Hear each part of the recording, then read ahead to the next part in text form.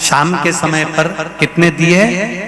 6 दिए लेकर जाते हैं, 5 दिए और छठवां दिया वहीं रखते हैं, प्रसाद लेकर जाते हैं, उसके 3 हिस्से करते हैं, 5 दिए मंदिर में प्रज्वलित कर देते हैं, प्रज्वलित करने के बाद छठवां दिया वापस जमीन पे से उठाकर थाली में रख लेते हैं, 2 हिस्से प्रसाद के मंदिर में छोड़ देते हैं, 1 हिस्सा प्रसाद का लेकर आ जाते हैं।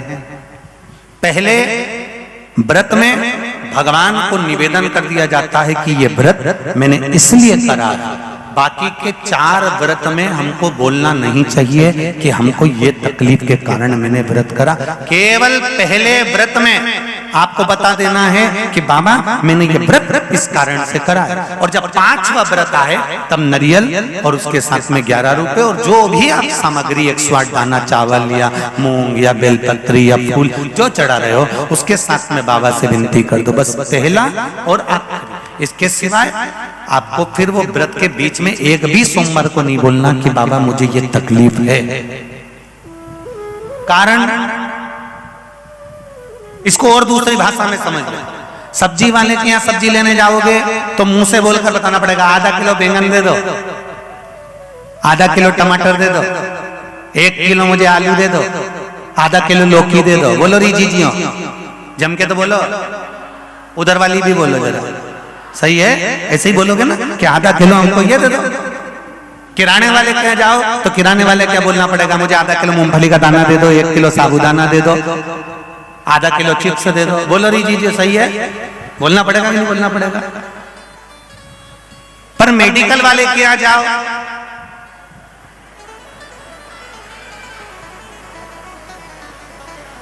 बोलना पड़ेगा पर्चा डॉक्टर का सर,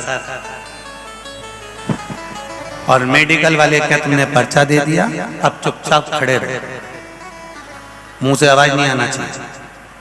मेडिकल वाला अपने दिमाग से यहाँ पेन घुसा होगा,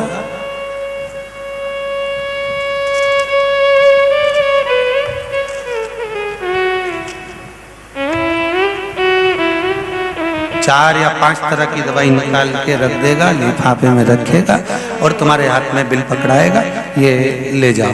तुमने वहां पे चिल्ला चिल्ला के किया कि आधा किलो ये दे दो तो 5 गोली इसकी निकाल दो तो 6 गोली इसकी। तुमने बस केवल पर्चा दिया और मेडिकल वाला इतना समझदार, उसने देख लिया बस पर्चा आ गया है और मुझे इसको दुख मिटाने की दवाई देना है। उसी तरह मेरा भोलेनाथ है, पहले दिन पर्चा दे दो, दवाई सब सामने।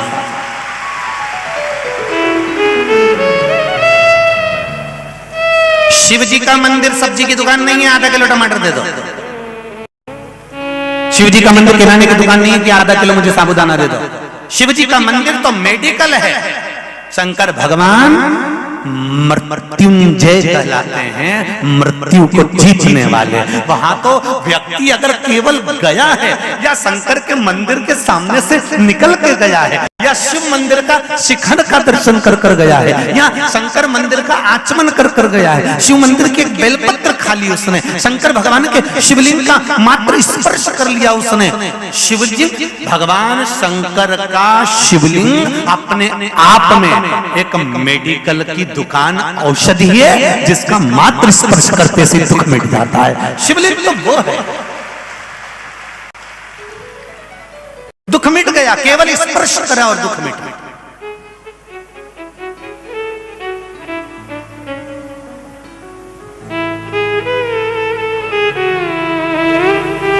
शंभु शरणे पड़ी मांगू घड़ी दुख काटो दया करी न दर्शन। शिव जी का मंदिर, भगवान शंकर का शिवालय, भगवान शंकर की चौखट, भगवान शंकर का द्वार, भगवान शंकर का शिवलिंग, तो वो औषधि की दुकान है जहां पर केवल एक बार जाकर बोलना पड़ता है, एक बार जल भरकर लोटा भर पानी चढ़ाना पड़ता है और कहने की जरूरत नहीं है। शिव समझ जाते हैं ये मेरे दरवाजे पर क्यों आया है, ये मेरी चौखट पर क्यों पहुंचा है। एक पत्र आया है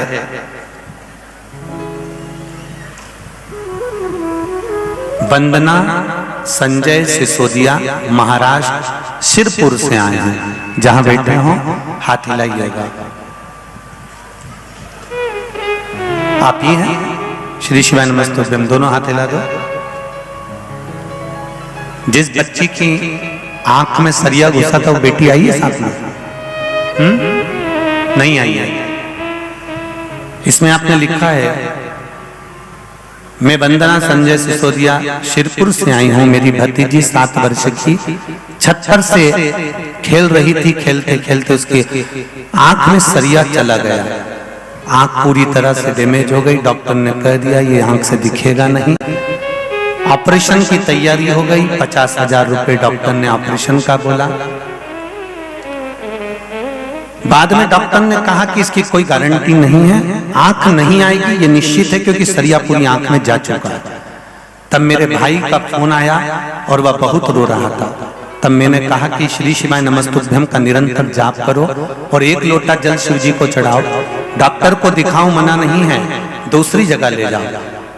आरोही के दादा दादी चाचा चाची तुरंत उसके घर के पास शिव मंदिर पहुंचे और उन्होंने 1 लोटा जल चढ़ाया और शंकर भगवान का श्री शिवाय नमस्तुभ्यम का जाप किया।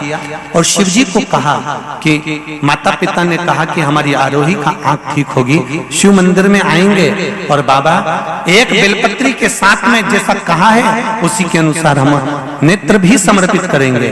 बाबा की कृपा ऐसी हुई। ऑपरेशन की तैयारी थी पर डॉक्टर ने कहा कि एक चेकअप करते हैं। उस चेकअप में दवाई डाली गई और दवाई डालते से बेटी की आंख वापिस आ गई। ऑपरेशन नहीं करना था। ये शिव है। बैठिए बहन। श्री शिवाय नमस्तुभ्यम। ये ओघड़ी है। उस बेटी की आंख का फोटो भी दिया है जिसमें आंख में सरिया गया था और दूसरा फोटो भी लगाया गया है जो सरिया निकलने के बाद बेटी ठीक हुई। श्री शिवाय नमस्तुभ्यम। ये ओघड़ी है। मेरा शंभू, मेरा शंकर।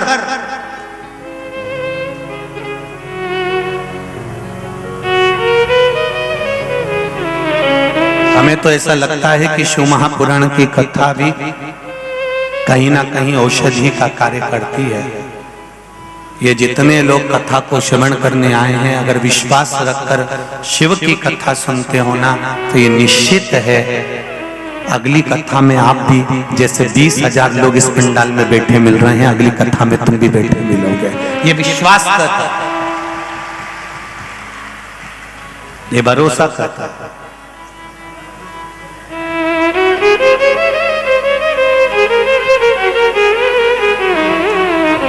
ये मेरा शंभू, ये मेरा शंकर का करुणा करता है।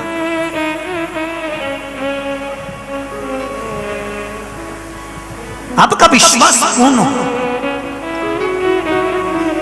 हमने कल भी कथा में कहा था बीकन गांव के लोगों का तो भाग्य प्रबल हुआ। कहीं पुण्य की गुल्लक छूटी होगी, इसलिए इतने छोटे से गांव में ये शिव महापुराण की कथा। कहीं ये पुण्य की गुल्लक छूटी होगी। और अगली तैयारी रायपुर वालों की है और रायपुर वालों के बाद में फिर कानपुर वालों की है और कानपुर वालों के बाद में फिर इंदौर।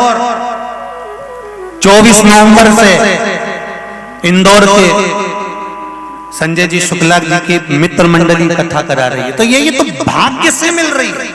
और क्या मिलता है कथा के पंडाल में बैठने से? ये तो सियोर वाला महाराज जब अगली कथा में चला जाएगा और आपका पत्र जब आप लिखकर भेजोगे तब मालूम पड़ेगा कि सियोर वाला महाराज जो कहा शिव महापुराण के माध्यम से जो वर्णन किया वो मिला कि ना मिला। ये तो कथा है और अपार समुद्र। शंकर भगवान माता सती को लेकर शिव महापुराण की कथा में बैठे थे। भगवान कुंभज ऋषि कथा कर रहे हैं, अगस्त ऋषि कथा कर रहे हैं, सती मैया बैठी। सती मैया ने विचार करा कि मेरा शरीर जलकर भस्म हो जाए, तो शरीर जलकर भस्म हुआ। शिव जी ने मांगा कि मुझे राम का दर्शन हो जाए, तो राम का दर्शन मिला। कुंभज बाबा ने कहा यह कथा कोई साधारण नहीं होती। भगवान की कथा को जब जीव श्रवण करने बैठता है, जो मन में कामना लेकर बैठता है, उसकी कामना भगवान पूर्ण करता ही है। ये निश्चित है। आप किस भाव से बैठे हो ये मालूम नहीं, पर मिलेगा।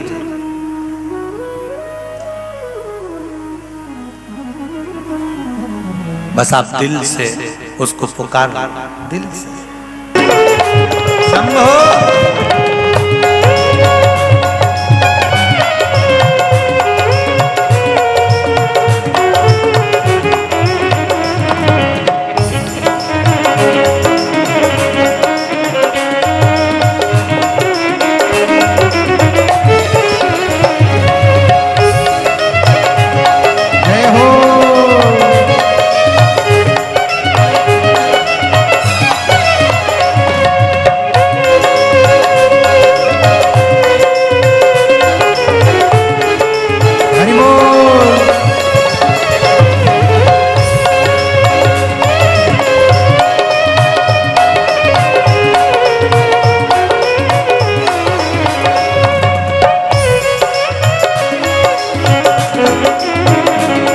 डमरू डम डम बाजे सारे जहान में, तेरा डमरू डम डम बाजे सारे जहान में, तेरा डमरू डम डम बाजे सारे जहान में। हर हर महादेव हर। भगवान शिव के मूल मंत्र का स्मरण, जिस मंत्र के बल पर जीव का आनंद सुख प्राप्त होता है, ऐसे शिव को नमन करते हुए अपनी जगह पर बैठकर बड़े आनंद के साथ भगवान शिव से अपने हृदय की बात इस व्यासपीठ के सम्मुख में आनंद के साथ, जितने लोग आस्था चैनल पर सुन रहे हैं, जितने फेसबुक यूट्यूब पर सुन रहे हैं, वो टीवी के सम्मुख में आनंद के साथ भगवान के मूल मंत्र का जाप करेंगे। श्री शिवाय नमस्तुभ्यं, श्री शिवाय नमस्तुभ्यं, श्री शिवाय नमस्तुभ्यं, श्री शिवाय नमस्तुभ्यं,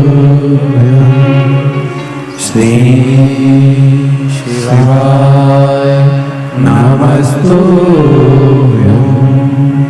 भोला सब दुख काटो मारा, ओ भोला सब दुख काटो मारा।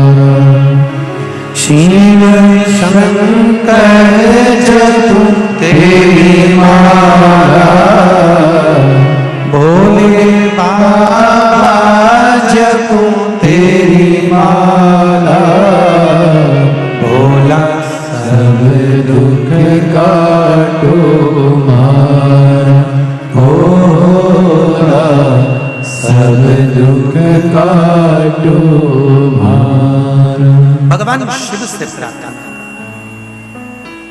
आप दुनिया से लड़ सकते हो पर भाग्य के आगे आप लड़ नहीं सकते। भाग्य लिखने वाले ने लिखा, बनाने वाले ने बनाया, पर शिव महापुराण की कथा कहती है अगर लिखने वाले ने लिखा है तो आपकी भक्ति के बल पर, आपके भजन के बल पर इस भाग्य की लेखनी को भी काटा जा सकता है।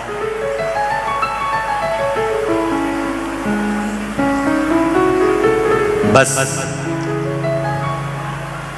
एक बात ध्यान में रखिए, मत बुरे कर्म कर बंधे वरना पछताएगा, भगवान की आंखों से तू बच नहीं पाएगा, तू बच नहीं पाएगा। अरे ओ अज्ञानी मत करना दानी, तेरे कर्म का फल भी तू ही पाएगा, जैसा किया तूने तेरे आगे आएगा। मत बुरे कर्म कर बंदे वरना पछताएगा, भगवान की आंखों से तू बच नहीं पाएगा, तू बच नहीं पाएगा। कितना जोरदार गाती हो रे बीकन गांव वाले, बिल्कुल साथ में एकदम बढ़िया। घरे जाके नजर उतर वाले वास्तव तो है, आप बड़े आनंद के साथ कथा का रसतत्व ग्रहण कर रहे हो। इतनी लाखों की संख्या में होने के बाद अगर एक सुई भी गिर जाए तो मालूम पड़ जाए कि कहाँ गिरी है। ये आपका एकदम साइलेंट रहना, एकदम चुप रहकर कथा सुनना, नमन है आप लोगों को, प्रणाम प्रणाम है।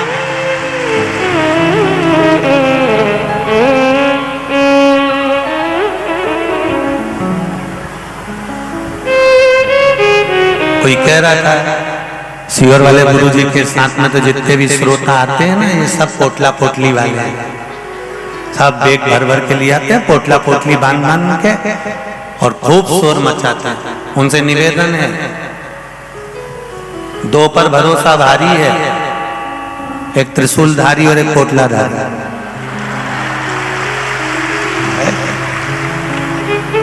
तुम चिंता मत करो, कभी मौका मिले अपने अपने नगर में तो इन लोगों का दर्शन भी कर लोगे ना।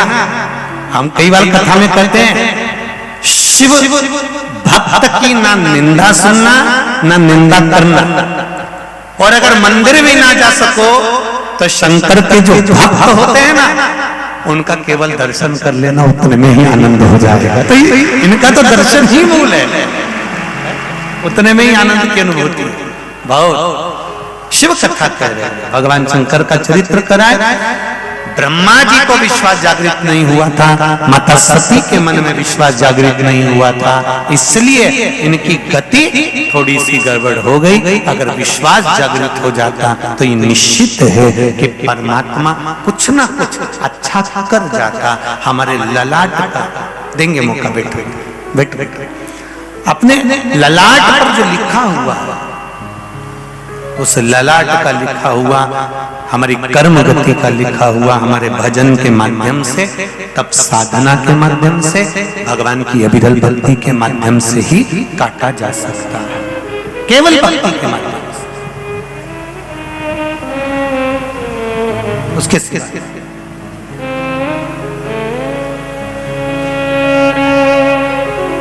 दक्ष प्रजापति की धर्मपत्नी प्रसूति और माता प्रसूति के गर्भ से कई कन्याओं का जन्म हुआ। कन्याओं के जन्म के बाद में भी अगर दक्ष प्रजापति ने मां जगतजननी दुर्गा भवानी से, मां आदिशक्ति से अगर कुछ मांगा तो केवल इतना मांगा कि मेरे घर में एक बेटी का जन्म और हो जाए।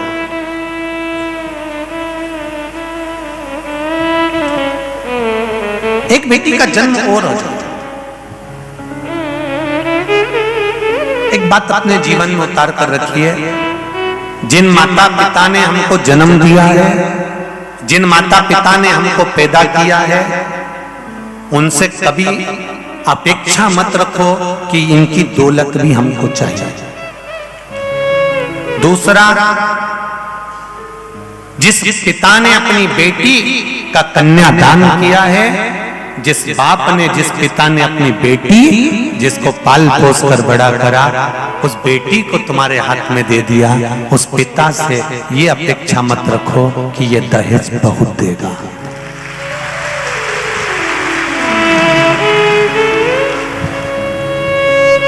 तीन जगह से अपेक्षा नहीं रखना चाहिए।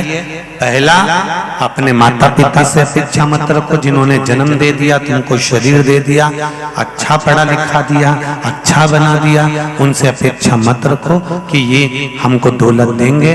दूसरी अपेक्षा अपने सास ससुर से मत रखो, जिसने कन्यादान करा है, बेटी दी है, उससे दहेज की अपेक्षा मत रखो। और तीसरा, हर एक व्यापारी को ग्राहक से ज्यादा धन की अपेक्षा नहीं होना चाहिए। थोड़ा बहुत बढ़ा कर मिले पर दुगना या चौगुना नहीं, ये अपेक्षा नहीं रखना। अपेक्षा अगर लेने की रखना है तो शिव महापुराण की कथा कहती है कि जिस शंकर के मंदिर में आप एक लोटा जल चढ़ाने के लिए जा रहे हो, अपेक्षा मेरे महादेव से रखना, सब कुछ बोले।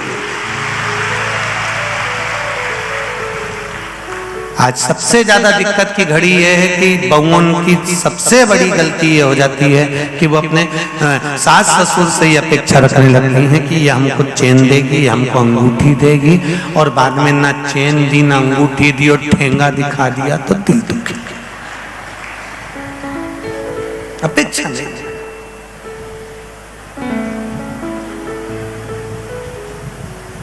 ब्याह करने जाओ, बेटा बेटी का अगर विवाह करने जा रहे हो, बेटा बेटी का अगर विवाह करने के लिए जा रहे हो, अपेक्षा मत रखना कि बहुत दहेज मिलेगा।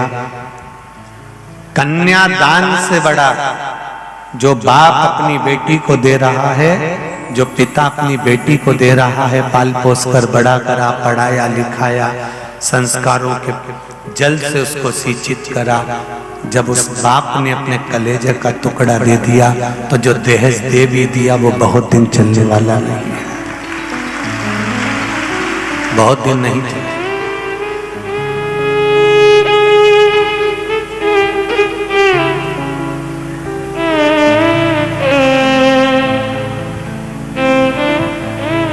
किसी पिता की बेटी की अगर शादी है और तुम लड़की की शादी के रिसेप्शन में गए हो तो एक निवेदन आप सबसे करूंगा, आपको अच्छा लगे तो ठीक है, नहीं तो भीकन गांव में तो हम कहकर चले जाएंगे। अच्छा लगे तो स्वीकार करना। किसी पिता के घर में अगर बेटी का विवाह है और उसके घर के रिसेप्शन में तुम पहुंचे हो, शादी में तुम पहुंचे हो, तो थाली में झूठा छोड़ने से पहले विचार जरूर करना कि उस बाप ने कितनी मेहनत कर कर कमाया होगा, तब यहां लगाया। उसकी थाली में एक जरा सा खाया और झूठा छोड़ दिया, खाया और झूठा छोड़ दिया, खाया और झूठा छोड़ दिया, ये श्रेष्ठता है, बड़ा।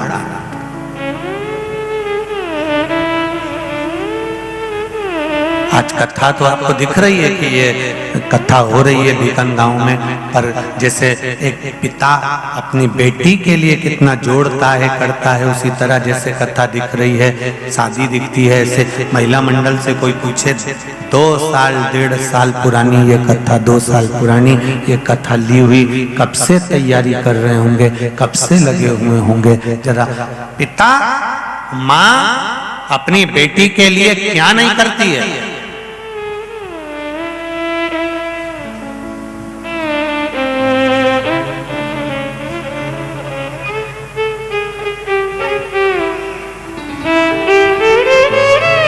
क्या नहीं करती।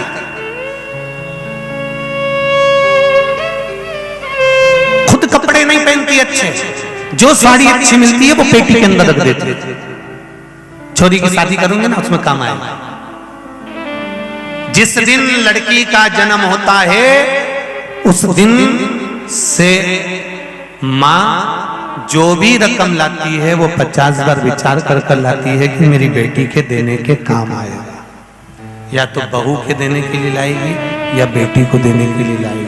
खुद अपने लिए कुछ ऐसी व्यवस्था नहीं करती कि मेरे लिए मैं पहनूं। अपेक्षा मत रखो। जिस माता पिता ने हमको ये शरीर दिया है, जिस माता पिता ने हमको पढ़ा लिखा कर बड़ा किया है, जिस माता पिता ने अपने व्यापार पर लाकर बिठा दिया है, जिस माता पिता ने नौकरी लगवा दी है, जिस माता पिता ने हमें कमाने के लायक बना दिया, उस माता पिता से यह अपेक्षा मत रखना कि पिता मुझको जायदाद का हिस्सा देंगे, मकान में से एक हिस्सा मेरा होगा, जमीन का हिस्सा मुझे मिलेगा, ये टुकड़ा मुझे मिलेगा, ये प्लाट मुझे मिलेगा, मम्मी की रकम मुझे मिलेगी, चूड़ी मिलेगी, अंगूठी मिलेगी, चेन मिलेगी। ये अपेक्षा न रखें, बल्कि ये अपेक्षा रखें कि हमारे माँ बाप जब तक जिंदा हैं इनकी कैसे सेवा कर लें कि मरते मरते तक आशीर्वाद देकर चले जा, हमारा जीवन सार्थक। हमें उनसे धन की अपेक्षा नहीं रखना।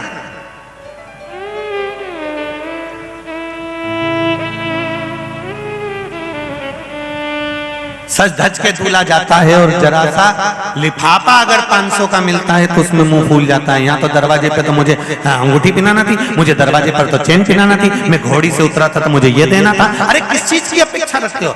ये विश्वास रखो कि जिस बेटी के साथ तुम्हारा मंगल विवाह हुआ है, जो पिता ने अपनी कन्या का कन्यादान तुम्हारे साथ किया है, अगर ये बेटी का चरण श्रेष्ठ होगा, ये बेटी का चरण ठीक होगा, तो ये निश्चित है तेरे गले में चेन एक नहीं, तेरे गले में तो 4 या 6 चेन पड़ी रहेगी। अगर बेटी का चरण अच्छा, आप विश्वास के साथ लाओ तो सही उस बेटी को।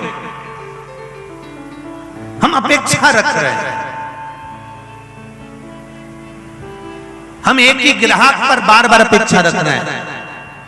ग्राहक आया है, 10 रुपए की चीज को 50 रुपए में बेच दूंगा। एक बार आप अपेक्षा रखकर काट लीजिए, अगली बार नहीं आएगा। आप थोड़ा बढ़ा कर लेंगे, आपको मिल जाएगा, कोई दिक्कत नहीं है। ज्यादा की अपेक्षा रखेंगे तो डूब जाएंगे। अपेक्षा रखो तो परमात्मा से कि नाता एक राम जी से दूजा नाता तोड़ दे, और रिश्ता एक श्याम जी से दूजा रिश्ता छोड़ दे। साधु संगे राम रंगे अंग अंग रंगिए, जाई विधि राखे भोले ताई विधि रहिए। जैसा मेरा बाबा रखे वैसा पर रहिए, पर अपेक्षा केवल परमात्मा से, केवल प्रसूति ने भगवान माता जगत जननी दुर्गा भवानी से निवेदन करा कि मेरे घर में एक बेटी और हो जाए। दक्ष प्रजापति ने निवेदन करा, हे माँ मेरे घर में एक बेटी का जन्म और हो जाए। तो माँ दुर्गा भवानी ने कहा, हे दक्ष प्रजापति तेरे घर में पहले से 60 कन्याओं का जन्म हो चुका है, 60 कन्याएं तेरे यहाँ जन्म ले चुकी है, और उसके बाद फिर बेटी मांग रहा, उसके बाद फिर बेटी। दक्ष प्रजापति ने दुर्गा भवानी से जो कहा वो शिव महापुराण की कथा ये भीखन गांव में भी कह रही है। दक्ष प्रजापति ने कहा, सुनो माँ देवी, माँ दुर्गा, अच्छे से सुनिए, बेटा एक कुल को तारता है और बेटी 2 कुल को तार देती है, इसलिए मुझे बेटी चाहिए।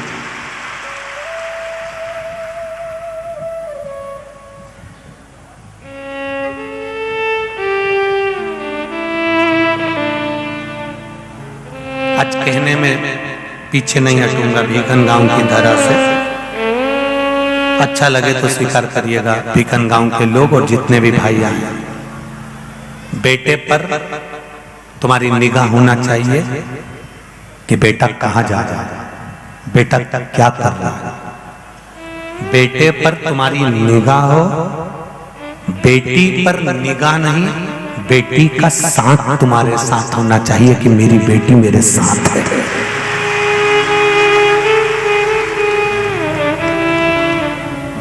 कहाँ ये फिर कहेंगे ये क्राइम को, ये जितनी भी क्राइम हो रही है, कहीं बेटियों के साथ गलत कर्म हो रहा है, कहीं किसी के साथ गलत कर्म हो रहा है, कहीं किसी ने मर्डर कर दिया, कोई ने सुसाइड कर लिया, कोई ने छोटी सी कन्या के साथ में गलत काम कर लिया, कोई ने मालूम पड़े कुछ गलत कर दिया। ये क्राइम को, ये होने वाले बेकार कर्म को, ये क्राइम को प्रशासन या सरकार कभी नहीं रोक सकता। इस क्राइम को सरकार नहीं रोक सकती, पर इस क्राइम को घर के माता पिता अच्छे से संस्कार देकर रोक सकते हैं। आप अपने बच्चों को अच्छा संस्कार दीजिए, आप अपने बच्चों को अच्छा समझाइए। सरकार निगाह रख सकती है, सरकार देख सकती है, ले जाकर अदालत में खड़ा कर सकती है, सब कुछ करेगी, पर इस क्राइम को रोकने का काम सरकार नहीं कर सकती। इस क्राइम को अगर रोकना है, गलत कार्य को अगर रोकना है, बेकार कर्म को रोकना है, तो हमें अच्छे संस्कार देना पड़ेगा, हमें अच्छे संस्कार प्रदान करना पड़ेंगे, हमें अपने बच्चों को समझाना पड़ेगा, हमारे बच्चों को ज्ञान देना पड़ेगा। आज छोटी छोटी लड़कियां, कोई 3 साल की, कोई 4 साल की, कोई 2 साल की है, और उनके साथ गलत कृत्य हो जाता है, तो मतलब ये गलत कृत्य जो हुआ है, ये श्रेष्ठ संस्कार नहीं मिले हैं। अगर संस्कार श्रेष्ठ मिले होते तो गलत कृत्य नहीं होता।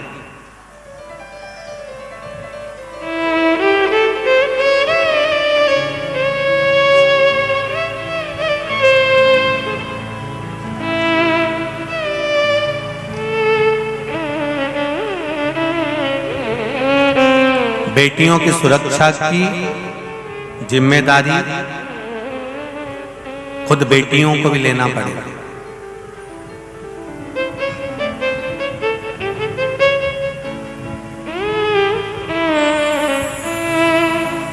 एक बात कहूंगा,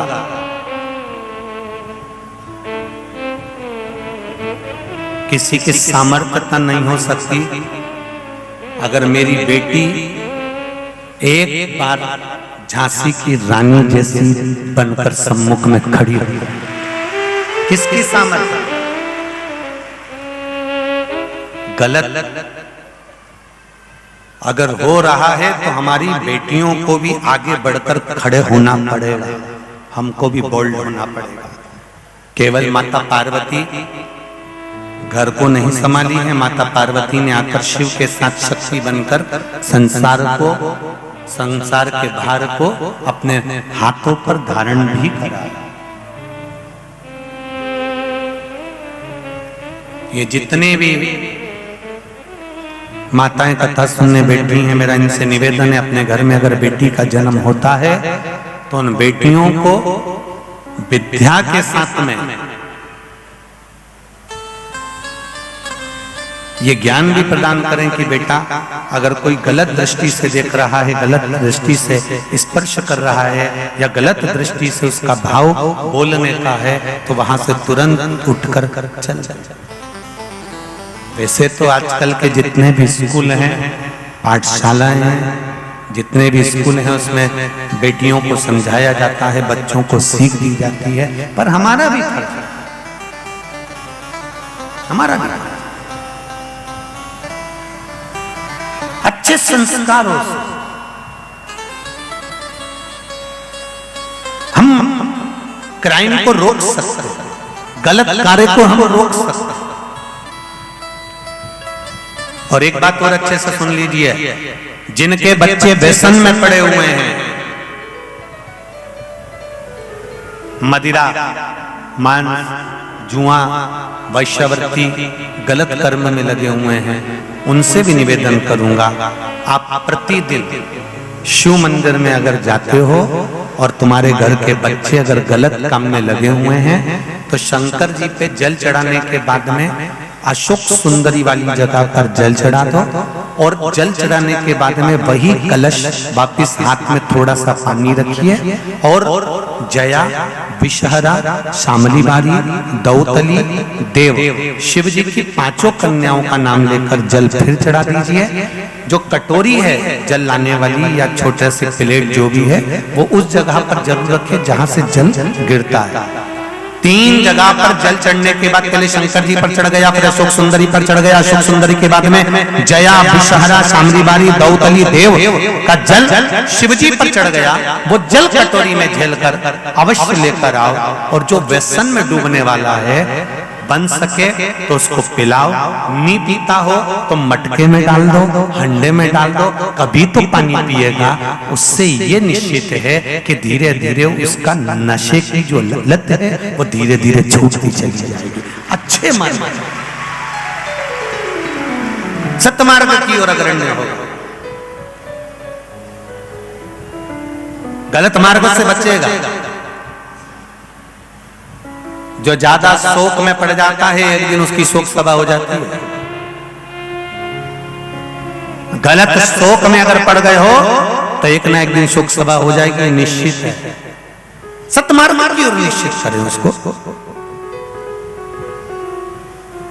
कहा दक्ष प्रजापति ने मुझे एक बेटी और दो। क्या करोगे बेटी का? तुम्हारे घर में 60 कन्याओं का पहले जन्म हो चुका है, महाराज एक बेटी का और जन्म हो जाए। क्यों? क्योंकि बेटा एक कुल को तारता है और बेटी 2 कुल को तारती है। मुझे बेटी चाहिए, बस कृपा कर दीजिए। शिव जी ने, भगवान ने दक्ष प्रजापति के सम्मुख में देवी ने कह दिया तुम्हारे घर में बेटी का जन्म होगा। बेटी कहाँ ढूंढने जाऊंगी? माँ कहती है मैं खुद कन्या बनकर तेरे घर में जन्मूंगी। और माँ प्रसूति के गर्भ से सती जन्म ले लेती है। देखिए माता प्रसूति ने अपनी बेटियों को कितना संस्कार दिया होगा, माता प्रसूति ने अपनी कन्याओं को कितना संस्कार दिया होगा, माता प्रसूति ने अपने बच्चों को कितना ज्ञान दिया होगा कि आज भी जितने हॉस्पिटल हैं भारत की भूमि पर, उन हॉस्पिटल में जहां बच्चों का जन्म होता है उस जन्म वाले कमरे के ऊपर लिखा होता है प्रसूति कक्ष।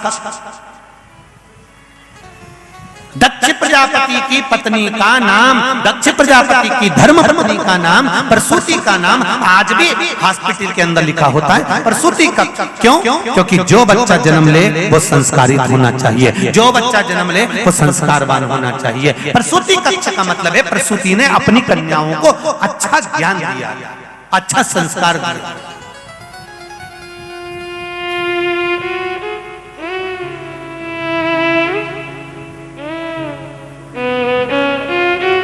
खूब पढ़ाओ बेटियों को, खूब पढ़ाओ बेटों को, दिल से पढ़ाइए, जितनी आपकी कैपेसिटी उसके अनुसार पढ़ाइए, खूब दिल से पढ़ाइए।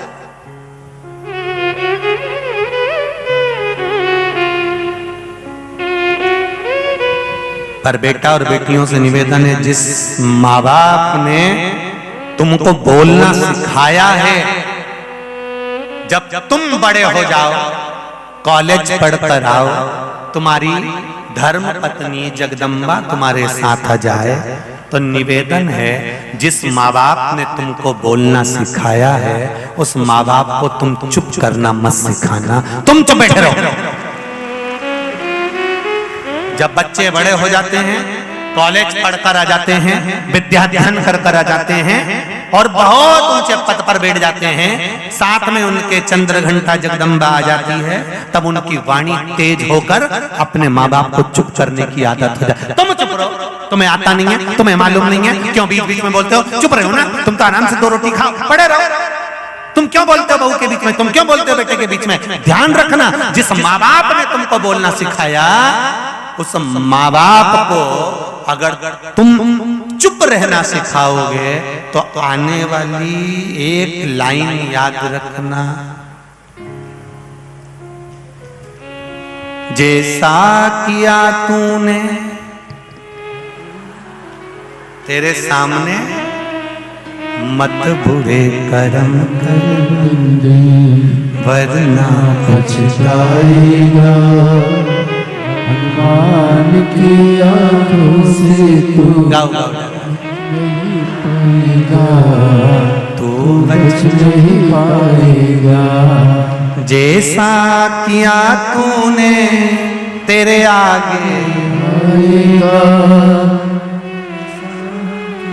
जैसा तूने करा है वैसा कर्म का भोग भोगना ही पड़ेगा। इसलिए निवेदन है तेरा क्या होगा रे कालिया, समझ कुछ नहीं बिगड़ा।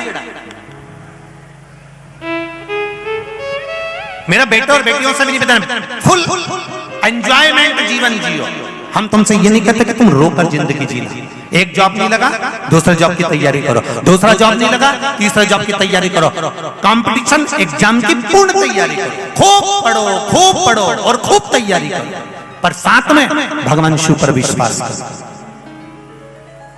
भगवान शंकर पर भरोसा रखो, दृढ़ता रखो।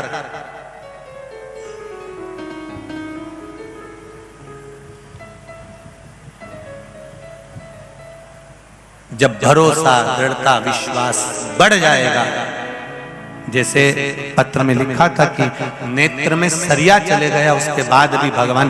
एक पत्र और आया है,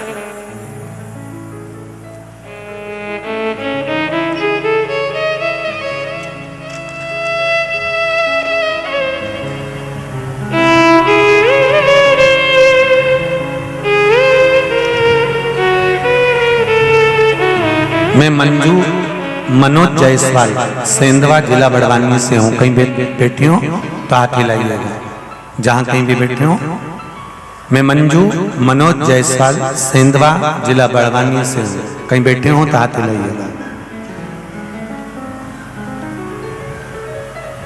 आप ही हैं? दोनों हाथ हिला दो एक बार। श्री शिवाय नमस्ते। दोनों हाथ हिलाकर बोलो श्री शिवाय नमस्ते। मैं मंजू मनोज जायसवाल सेंधवा जिला बड़वानी से हूँ। अप्रैल 2022 में मेरे जेठ के नाक से इतना ब्लड आ रहा था कि हम लोग 1 महीने से काफी परेशान थे। बहुत सारे डॉक्टरों को बताया, फिर भी कोई आराम नहीं हुआ। डॉक्टर ने ऑपरेशन करने का बोल दिया। फिर मेरे पास में कुबेरेश्वर धाम का सीहोर का रुद्राक्ष पड़ा था। रुद्राक्ष दिया और उस रुद्राक्ष का पानी पिलाने को बोला। रुद्राक्ष के पानी की महिमा ऐसी रही गुरुजी कि भोले बाबा की कृपा से वो ठीक हो गए और ऑपरेशन नहीं कराना पड़ा। हम बाबा को धूप लगाने के लिए आए हैं। श्री शिवाय नमस्ते। अब ठीक है, वो ऑपरेशन तो नहीं कराया ना, ठीक हो गए। श्री शिवाय। अच्छा, साथ में आई हैं वो भी आपके। श्री शिवाय नमस्ते। हर हर। बैठिए। शिव कृपा।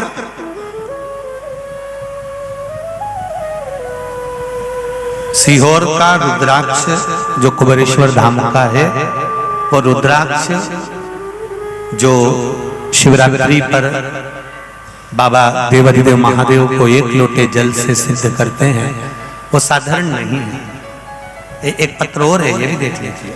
उसी रुद्राक्ष का वर्णन देखिए।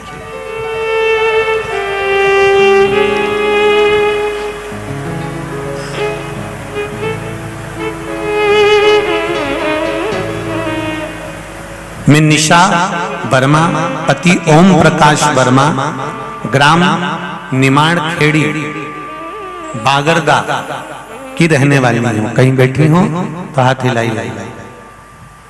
जहां कहीं बैठी हो हाथ हिलाइएगा।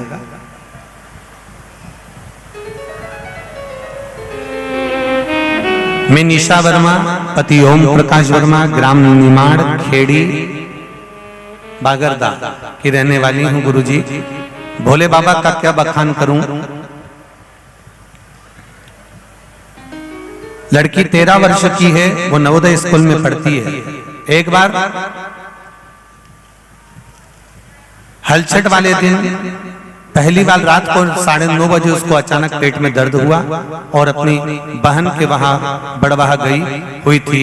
वहां हम दोनों बहनों को कुछ समझ में नहीं आ रहा था कि हम क्या करें। बहुत रात हो चुकी थी, तभी पड़ोस में से एक लेडी मेरी बच्ची के रोने की आवाज सुनकर रुद्राक्ष का पानी लेकर आई। हमने वह पानी पिलाया और उसके आधे घंटे बाद मेरी बच्ची को आराम तो लग गया, पर बाद में वापिस पेट दर्द होने लगा। फिर सुबह वापिस पेट दर्द हुआ।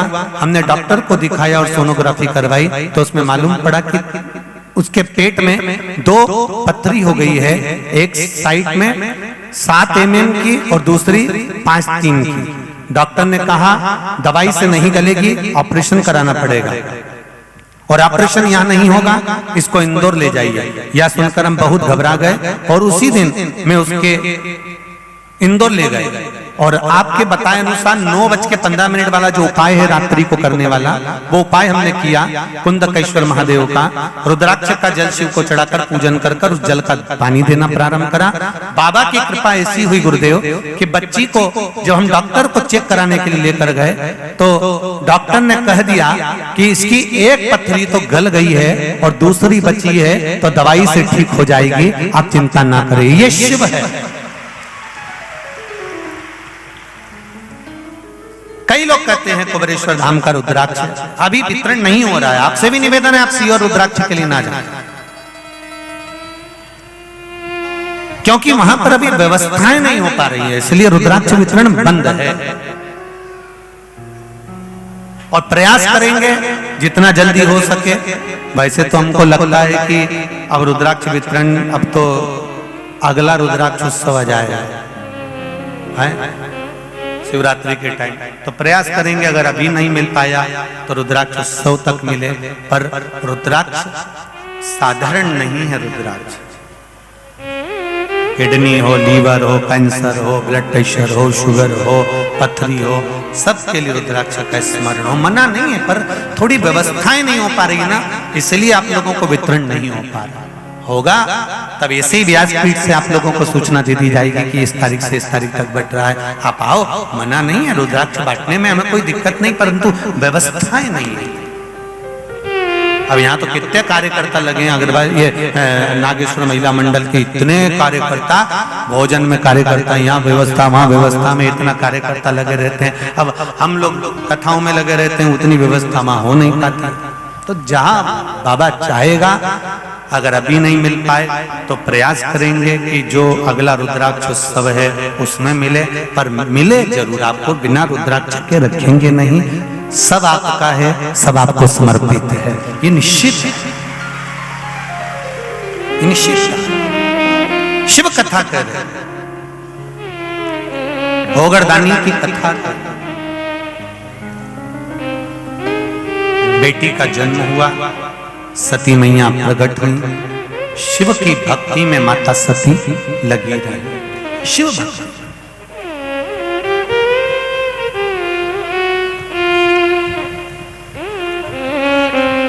और होना चाहिए। भगवान की भक्ति में जितना डूब सकते हो उतना डूबो, जितना डूब सकते हो।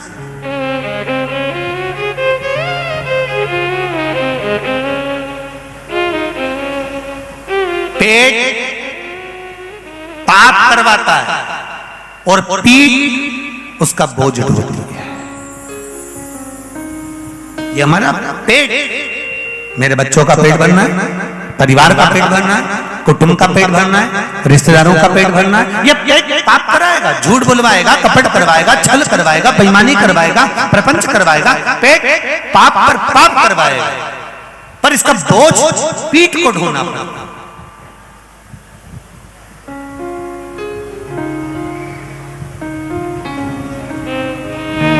पर शिव महापुराण की कथा एक बड़े सुंदर संवाद कहती है,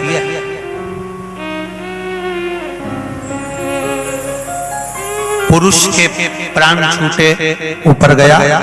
ऊपर जाने के बाद में उसने कहा, मैंने झूठ बोला था दुकान पर बैठकर अपनी पत्नी और बच्चों को, मैंने कपट करा था दुकान पर बैठकर व्यापार में पत्नी और बच्चों के, मैंने छल करा था व्यापार में पत्नी और बच्चों के लिए। अगर मुझे नरक भेज रहे हो तो मेरे पत्नी और बच्चों को भी नरक भेजो। तब यमदूत कहेंगे, झूठ तूने बोला, कपट तूने करा, बेईमानी तूने करी, छल तूने करा, तो नरक भी तू ही भोग, कोई दूसरा नहीं भोगेगा। मेरा एक थोड़ा सा निवेदन प्रत्येक माताओं से है कि आपके पति बहुत मेहनत करते हैं, दिन भर दुकान पर रहते हैं, नौकरी में रहते हैं, सर्विस पर रहते हैं, काम करते हैं। मेरा माताओं से निवेदन है, आप प्रतिदिन अपने पति से एक बात जरूर कहो, निवेदन करूंगा, हो सके तो करना। अपने पति से एक निवेदन जरूर करो कि नौकरी पर जाने से पहले, दुकान पर जाने से पहले, व्यापार पर जाने से पहले, बिजनेस करने से पहले एक काम करा करो। सवेरे तुम स्नान कर कर आओ, भले कपड़ा पहनो, बाद में पहनो, तैयार हुए नहीं हुए, एक लोटा पानी धर्म पत्नी का फर्ज है मटके में से भर के उसके हाथ में पकड़ा दे और के पास के मंदिर में जाकर चढ़ा कर जाओ। उसकी जिंदगी से, उसके पास में नहीं है समय, उसके पास में इतना समय नहीं है कि वो मंदिर जा सके, उसके पास में इतना समय नहीं है कि वो तुम्हारे अनुसार चल सके, पर तुम्हारे लिए कमा रहा है, तुम्हारे बच्चों के लिए कमा रहा है। तुम तो भोग का आनंद ले लोगे और आनंद से जिंदगी जी लोगे, पर जवाब उसको देना है। कम से कम रोज एक लोटा पानी अगर वो शंकर जी के मंदिर में चढ़ाएगा तो तुम भी अपनी जिंदगी को खुश रहकर जी सकोगे कि मेरा पति भी धर्म में लगा। घर के छोटे छोटे बच्चे हैं, उनको एक लोटा जल पकड़ाइए, जाओ बेटा स्कूल जाने से पहले। वैसे तो मेरे को विश्वास है कि बीकन गांव के भी छोटे छोटे बच्चे जल चढ़ा रहे होंगे, चढ़ा रहे हैं कि नहीं चढ़ा रहे? चढ़ा रहे ना। वैसे तो विश्वास करता है कि छोटे छोटे बच्चों को भी स्कूल जाने से पहले एक लोटा जल दीजिए। सारी समस्या का हल केवल एक लोटा, कहीं नहीं बचा। क्या करेगा वो एक लोटा जल? आप बच्चों को पढ़ा सकते हो, आप बच्चों को लिखा सकते हो, आप बच्चों को अच्छी ट्यूशन दे सकते हो, आप बच्चों को कलेक्टर एसपी सब बना सकते हो, पर बच्चे का भाग्य आप नहीं बना सकते। बच्चे का भाग्य जो एक लोटा जल उसने चढ़ाया है, ये निश्चित है वो एक लोटा जल उसका भाग्य बना देगा, भाग्य बनाएगा। आपका विश्वास, आपकी दृढ़ता, भेजो शिव मंदिर, सबको भेजो। शिव कथा कर रहे, सती मैया ने भगवान शिव की आराधना करी, कुंभज बाबा के यहाँ कथा सुनी, मन नहीं लगा, चित्त नहीं लगा। कुंभज बाबा ने सती मैया को प्रणाम कर लिया था। वक्ता, कथा कहने वाला, कथा सुनने वाले को प्रणाम इसलिए करता है क्योंकि वक्ता से बड़ा श्रोता होता है। वक्ता का क्या काम है? आया है तो 3 घंटा कथा कहना ही है, पर श्रोता कितनी जल्दी आकर जगह संभालना, बैठना, घर परिवार छोड़कर कथा में बैठना, तो वक्ता से बड़ा श्रोता होता है। और श्रोता इसलिए भी बड़ा होता है क्योंकि श्रोता जमीन पर बैठता है। जो जमीन पर बैठता है, जिसके पास में जमीन होती है, लोग उसको जमींदार कहते हैं। तो आप सब जमींदार,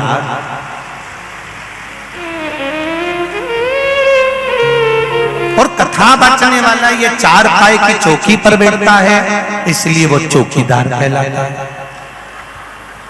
जमींदार में और चौकीदार में एक ही अंतर है कि जमींदार तो जमींदार है, उसका मन लगेगा तो बैठेगा, नहीं तो उठ के चले जाएगा। कई कई जमींदारों की मर्जी होती है तो जेब में से निकाल के मल भी लेते हैं, वो तो जमींदार है। और जैसे महाराज भजन गाए तो फटकी भी दे, और जैसे ही महाराज जी ने बोला हाँ, तो वो तो जमींदार है, जमींदार तो कुछ भी कर सकता है, पर चौकीदार एक जैसा बैठा है तो बैठा ही है। अब जमींदार का मन, बैठे तो बैठे, नहीं बैठे तो नहीं बैठे, तो चौकीदार से बड़ा होता है जमींदार। और राष्ट्र के दो चौकीदार हैं, एक भारत की बॉर्डर पर बैठे हथगोले बंदूक लेकर भारत की भूमि की रक्षा कर रहे हैं, और एक भारत के चौकीदार भारत के संत साधु कथाकार जो भारत की सभ्यता और संस्कृति की रक्षा कर रहा है। ये भी चौकीदार।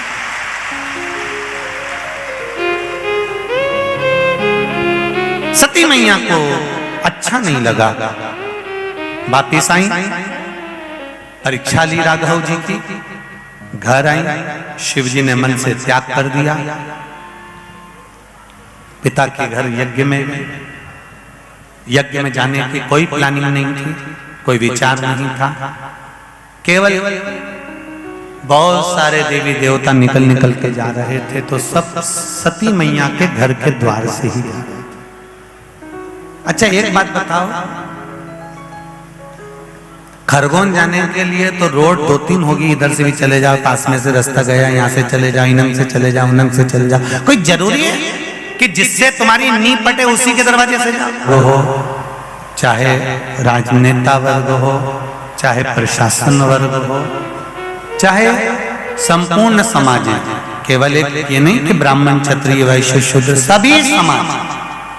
ये चीज देखने को बीकन गांव में मिली कि इस कथा में सबका सहयोग मिला है, सबका सहयोग।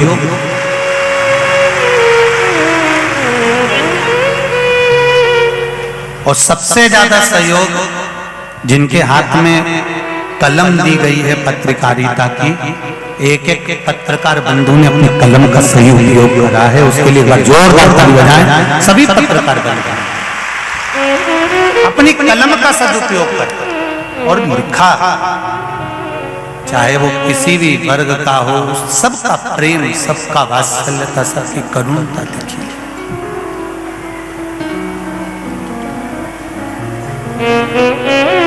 और प्रश्न जब अपने नगर की बात का आए तो एक होकर आगे बढ़ना चाहिए, यही हमारा शिव महापुराण का वर्णन करता है। आगे बढ़ो, एक होकर बढ़ो। सती मैया तुमने गलती करी जो यज्ञ की अग्नि में प्राणों को त्यागा, अगर और कहीं प्राण त्यागती तो चल जाता, पर सती तुम यज्ञ की अग्नि में कूदकर प्राणों को त्यागी हो, ये तुम्हारे अच्छी बात नहीं है। जब कोई अच्छा कार्य हो रहा हो, श्रीमद् भागवत हो, रामायण हो, गीता हो, शिव पुराण हो, यज्ञ हो, अनुष्ठान हो, कोई समाज वर्ग में कोई अच्छा काम हो रहा हो, किसी भी समाज का कोई भी अच्छा काम हो रहा हो, बन सके तो उसमें आगे बढ़कर हाथ लगाकर आगे बढ़ाओ, टांग अड़ाकर कार्य को रोकने का प्रयास ना किया जाए। ये चीज का स्मरण भगवान शिव ने सती को समझाया। सती तुमने गलती कर दी, सती मेरा श्राप रहेगा तुमको, सती तुम यज्ञ की अग्नि में कूद कर प्राणों को त्यागी हो, एक अच्छा काम हो रहा था उसमें तुमने अड़ंगा डाला है, इसलिए तुम्हारा अगला जन्म कोयल का होगा। तुम इतनी जल्दी मुझे प्राप्त नहीं कर सकती, तुम कोयल बनकर जगत में घूमोगी। सती ने हाथ जोड़ लिए, मेरी मुक्ति कैसे होगी? शिव जी ने कहा, जब 2 आषाढ़ पड़ेंगे और 2 आषाढ़ पड़ेंगे, जब अधिक मास पड़ेगा आषाढ़ का, उस समय पर कोकिला व्रत पड़ेगा। उस कोकिला व्रत में तुम मेरी आराधना करना, तुम मेरा अनुष्ठान करना। बीच में शिवरात्रि पड़े, उसका स्मरण करना। मैं स्वयं तुम्हें कोयल की योनि से मुक्त करूंगा और तुम पार्वती बनकर फिर मुझे प्राप्त कर लोगी। ये कोकिला व्रत की महत्वता है।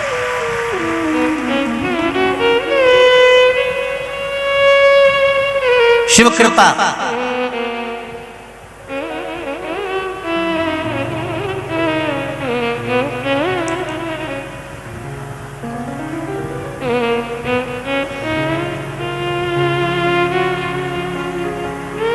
कितना सुंदर बात कही। संभल कर बड़ों को चलना चाहिए कि छोटों को? जल्दी उत्तर दो रे बीकन गांव वाले, बोलो जरा जल्दी। संभल कर बड़ों को चलना चाहिए कि छोटों को? बड़ों को चलना चाहिए। क्यों? बड़ों के पद चिन्ह पर छोटे चलते हैं। अगर बड़े ही गड़बड़ कर जाएंगे तो छोटे तो फिर भूल में जाएंगे।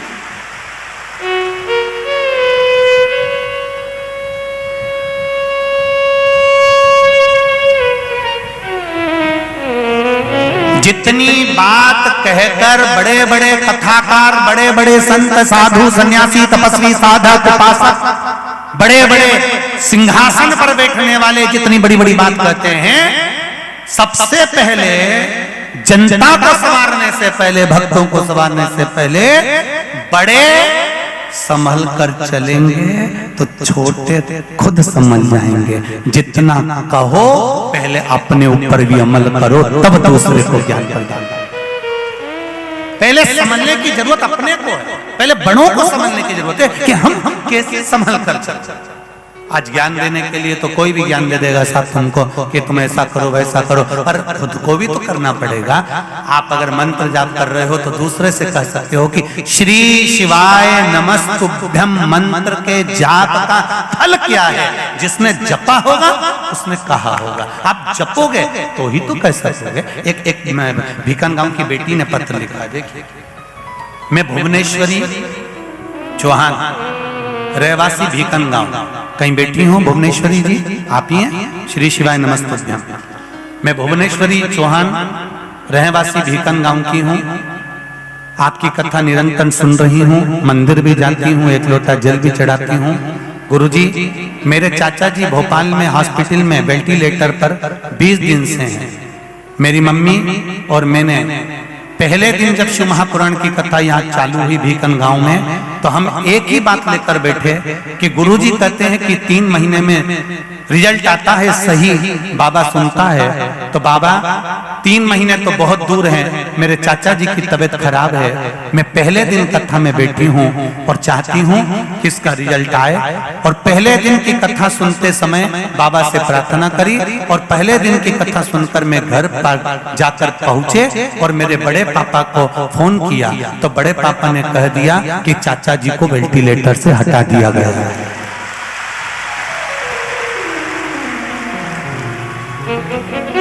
मेरे चाचा जी को वेंटिलेटर से हटा दिया गया है और बड़े पापा कह रहे हैं कि चाचा जी को होश आ रहा है, अब धीरे धीरे उनको पूर्ण आराम लगना चालू हो रहा है। ये शिव है। बैठो बैठो। श्री शिवाय नमस्ते। मैं भीकन गांव की बेटी हूँ, भुवनेश्वर चौहान मेरा नाम है।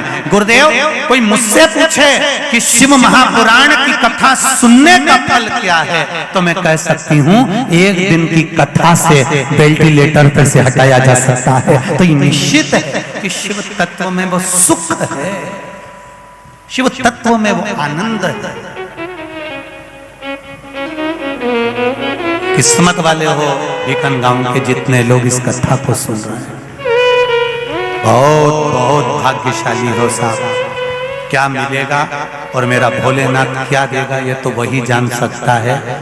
हम तो नहीं कह सकते, पर इतना विश्वास कहता है शिव महापुराण का कि जहां जहां कथा का स्मरण, अब पत्र में लिखकर भेजिएगा, जरूर हम सुनेंगे उसको। भेजा है? देव जरा माइक पहुंचाओ, जल्दी पहुंचाओ। क्या होता है माइक पहुंचाने में समय बहुत लगता है तो इतनी कथा रह जाती है, जल्दी पहुंचाओ। श्री शिवाय नमस्तुभ्यम। शंभु शरणे। बैठे बैठे एक दूसरे को देते जाओ, हाँ देते जाओ एक दूसरे को। दुख कालो दया करी दर्शन आपो। शंभो शरणे पड़ी मांगू घड़ी रे घड़ी, दुख काटो दया करी दर्शन आपो। श्री शिवाय नमस्तुभ्यम। श्री शिवाय नमस्ते गुरुजी। कहाँ से आए आप? हम शिरपुर से आए, महाराष्ट्र से। जी, क्या नाम है आपका? मैं ममता राजपूत बोल रही हूँ। जी बोलिए। हाँ गुरुजी, काफी दिन से मन था कि आपकी कथा सुने, हर रोज सुनती हूँ। जी। खाना बनाने के लिए भजन सुनना, कथा सुनना, बस यही काम रोज करती हूँ। जय हो, जय हो। पहले दिन से सोचा था कि मैं बिक्कन गांव में कथा सुनने आऊंगी, मगर कुछ प्रॉब्लम के वजह से मैं आ नहीं सकी गुरुजी। जी। आज तो ऐसा आना हुआ कि मेरे बेटे का बर्थडे है आज। जी, बधाई तो आपको। आपको निवेदन करना चाहती हूँ गुरुजी कि मेरे बेटे को आपके पास आने दो, व्यासपीठ पर जरूर आशीर्वाद दे दो। जरूर जरूर बस यही बोलना है बात। जरूर। श्री शिवाय नमस्ते। नमस्ते। बैठिए, विराजिए। आपके बेटे को भेज दीजिए, जरूर मैं कार्यकर्ताओं से कहूंगा, जरूर वो आए। श्री शिवाय। शंभु शरणे मांगू घड़ी दुख दया करी में दर्शन आपो। शिव कृपा होती ही ऐसे, आप दिल से, हृदय से, चित्त से, मन से भगवान की भक्ति का स्मरण तो करो। सुने ना, शिव कथा कर रही है। कोयल के रूप में सती मैया का अवतार हो गया। कोयल बनकर भ्रमण करती रही मां सती। और कोयल बनकर जब माता सती भ्रमण करती रही, घूमती रही माता, और माता सती जब कोयल बनकर भ्रमण करती रही, घूमती रही, समय आया, अधिक मास का महीना आ गया, 2 आषाढ़ पड़ गए, कोकिला व्रत पड़ गया। और कोकिला व्रत जब 2 आषाढ़ पड़े, तब शिव जी की आराधना में सती मां डूब गई। शिव आराधना में डूब गई। और शंकर भगवान की आराधना में सती मां जब डूबी, कहते हैं कोयल क्या आराधना कर सकती है? जरा समझिएगा, जितने भी भक्त यहाँ कथा सुन रहे हो, जितने टीवी पर सुन रहे हो और जितने मोबाइल पर सुन रहे हो, एक पक्षी क्या आराधना कर सकता है? कोयल ने क्या आराधना करी? अपनी चोंच में जल को भरा और वो जल लेकर शिव जी के मंदिर तक पहुंची है। पंख पर जल लगाकर शंकर को समर्पित करने पहुंची है। पंख पर जल। क्या हुआ? अधिक मास के अंतर्गत बड़े भाव से जब शिव की भक्ति का रस तत्व प्राप्त हुआ, तब भगवान शंकर ने कोयल की योनि से मुक्त कर दिया सती को। और सती मैया हिमालय राज के घर में मैनावती के यहाँ प्रेम से पार्वती के नाम से विख्यात हो गई। बोल पार्वती माता की। पार्वती के रूप में उनका जन्म, पितरों की कन्याएं। कई लोग कहते हैं पितृदोष समाप्त करने का सही तरीका कौन सा है?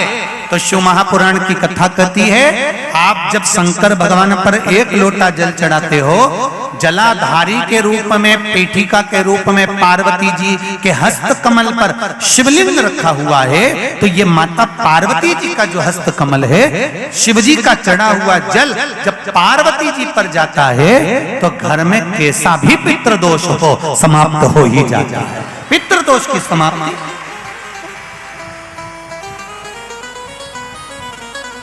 कैसा भी पितृदोष वो समाप्त हो जाता है।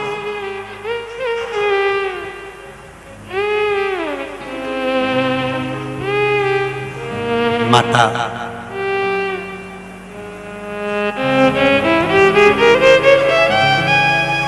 पार्वती जी का प्रागट्य हुआ, जन्म हुआ। और पार्वती जी के जन्म के बाद में देवऋषि नारद का आगमन हुआ। देवऋषि नारद ने आकर पार्वती जी के भाग्य की सराहना करी और कह दिया कि इनके भाग्य में जो पति लिखा है, तो नग्न वैशधारी, भस्मी रमाने वाला, जटा जूट बांधने वाला, जटाएं पहनने वाला पति मिलेगा। मैनावती ने विचार कर लिया कि मैं अपने पुत्री का विवाह नहीं करूंगी। तब देवऋषि नारद ने समझाया, अगर ये सारे अवगुण किसी गुणवान व्यक्ति में हो तो आपको विवाह करने में पीछे नहीं हटना चाहिए। फिर विवाह करने में पीछे ना हटे। ठीक है, विवाह की ठानी और विवाह की जब ठानी तब किसके साथ विवाह किया जाए? शिव जी के साथ।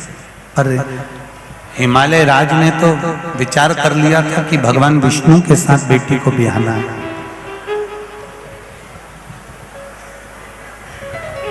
भगवान विष्णु के साथ बेटी को ब्याहना, ये विचार करा। अब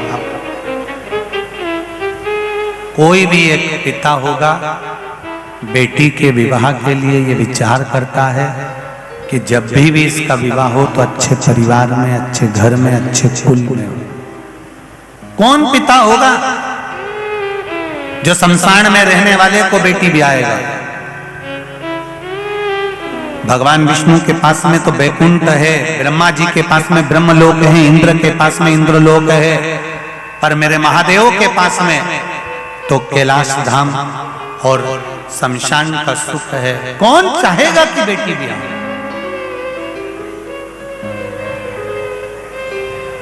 पर शिव पुराण एक बात बहुत अच्छी कहती है कि बेटी के लिए पेट्रोल पंप या 4 व्हीलर गाड़ी या बहुत बड़ा बंगला मत देखो। बेटी के लिए जिस लड़के के साथ लड़की का विवाह कर रहे हो वो लड़के का नेचर कैसा है, व्यवहार कैसा है, वो काम कर सकता है, मेहनत कर सकता है कि नहीं कर सकता है, वो बेटी से स्नेह कर सकता है।